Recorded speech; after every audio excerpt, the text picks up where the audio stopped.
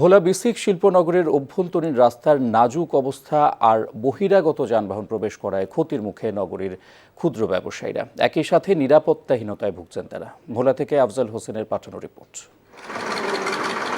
দ্বীপ জেলা ভোলায় বড় কোনো শিল্প প্রতিষ্ঠান না থাকায় ক্ষুদ্র ক্ষুদ্র শিল্প গড়ে উঠেছে বিসিক শিল্পনগরীতে।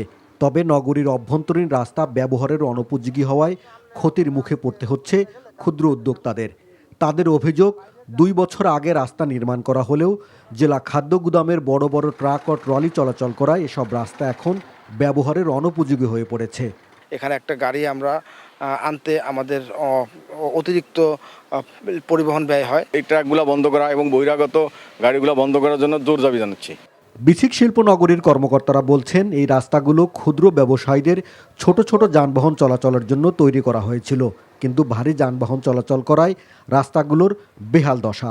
এই বিষয়গুলো জেলা প্রশাসক স্যার সহ যারা আছেন এখানে দায়িত্বরত এবং জেলা খাদ্য গুদাম, জেলা খাদ্য অফিসার সহ তাদেরকে অবহিত করেছি। আমি কিন্তু সেক্ষেত্রে আমরা আশানুরূপ কোনো সমাধান এখান থেকে পাইনি। ইতিমধ্যে আমরা একটি স্থায়ী জেটিঘাট নির্মাণের জন্য কমিটি গঠন করা হয়েছে এবং স্থান নির্বাচন করা হয়েছে।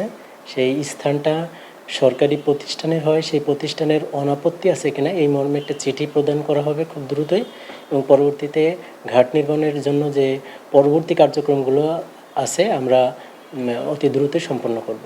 দ্রুত বিসিক থেকে খাদ্য গুদামের জাহাজ অন্যত্র সরিয়ে নিয়ে ক্ষুদ্র ব্যবসায়ীদের নির্বিঘ্নে ব্যবসা পরিচালনার সুযোগ দেয়া না হলে উৎসাহ হারিয়ে ফেলবে ক্ষুদ্র উদ্যোক্তারা। NTV news desk. বান্ডেল থাকলে প্রতি সেনমানিতে টাকা বাঁচবে।